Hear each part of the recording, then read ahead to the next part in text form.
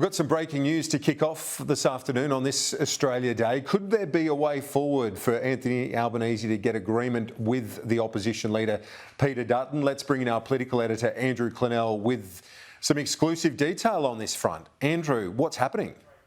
Yes, Kieran, on this Australia Day, Sky News can reveal something of a breakthrough in the impasse between Anthony Albanese and Peter Dutton over The Voice.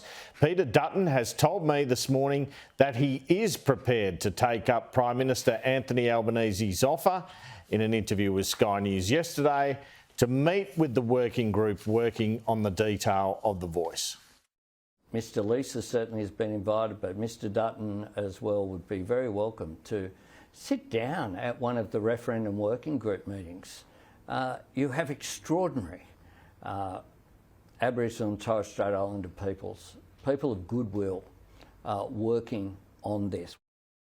Mr Dutton says he is happy to meet the group, given the Prime Minister has still not answered 15 questions he put to him about The Voice in a letter which he sent and released on January 7. Those questions include: who will be eligible to serve on the body? What are the prerequisites for nomination? Will the government clarify the definition of Aboriginality to determine who can serve on the body? How many people will make up the body? The opposition leader was critical again today of what he said was a lack of detail from the PM about the proposal.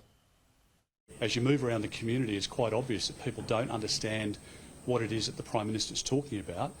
They understand that changing the Constitution is a big deal.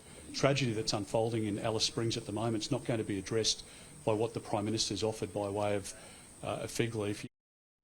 So repeating that news, Peter Dutton, the opposition leader, has told Sky News this morning he would be prepared to meet with the referendum working group, the group working on The Voice. And that's an invitation Anthony Albanese extended on Sky News yesterday. Shadow Attorney General Julian Leesa also indicated to Kieran yesterday he might take up the offer to meet the working group. I'd be delighted to attend the Indigenous working group. I look forward to meeting with them and talking to them and hearing what they're doing, and also putting the concerns that I'm hearing from Australians who want to support this but don't feel that they have enough detail. Well, the PM made clear on Sky News yesterday there will be more detail in coming months, and a referendum question is not about how many should serve on the body and that level of detail. There are some principles out there, but they're going to be filled out, those principles. There'll be more detail out there.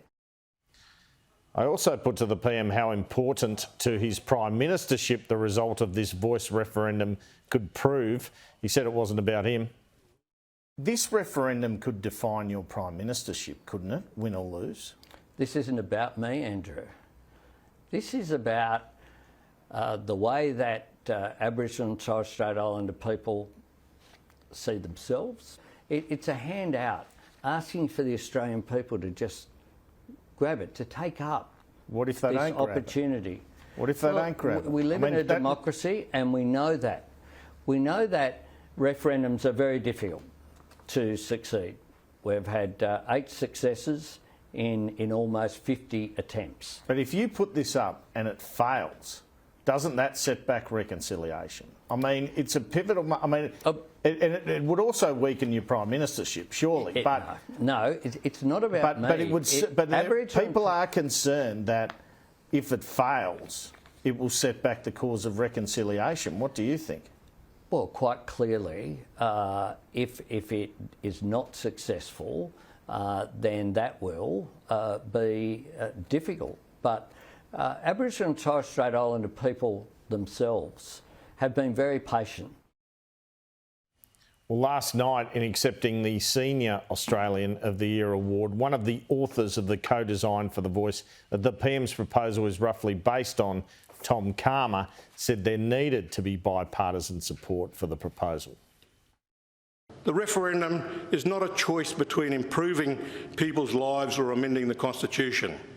We can do both, but it will require bipartisanship, all levels of governments working together, and it must involve those most affected, namely Aboriginal and Torres Strait Islander peoples.